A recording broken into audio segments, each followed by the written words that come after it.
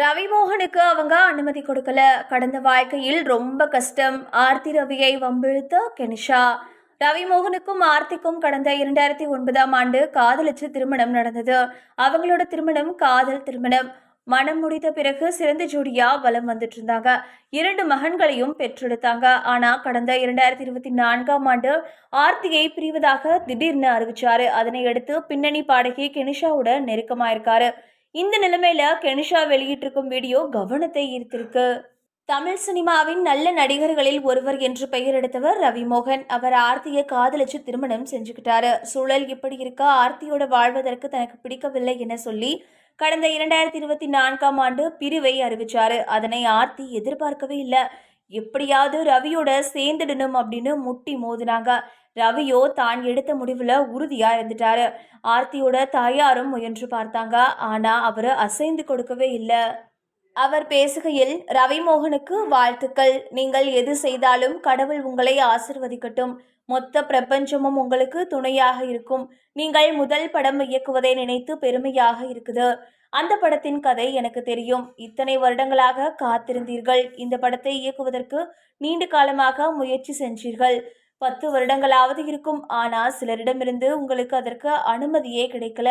கடந்த வாழ்க்கையில் நீங்கள் எவ்வளவு கஷ்டத்தை சந்தித்தீர்கள் என்பதை நான் நன்கு அறிவேன். இப்போது நீங்கள் இருப்பதை பார்த்து உங்கள் பெற்றோர் பெருமைப்படுவார்கள். குடும்பத்தினரும் பெருமைப்படுவார்கள். நீங்கள் எப்பவுமே அன்பை தான் பரப்பி இருக்கிறீர்கள். படத்தை பார்த்து பார்த்து இயக்குகிறீர்கள். என்ன நடந்தாலும் சரி, எவ்வளவு நெகட்டிவிட்டி பரவலாலும் சரி, நான் எப்போதும் உங்கள் பக்கம்தான் நிற்பேன் அப்படின்னு கெனிஷா சொல்லியிருந்தாங்க.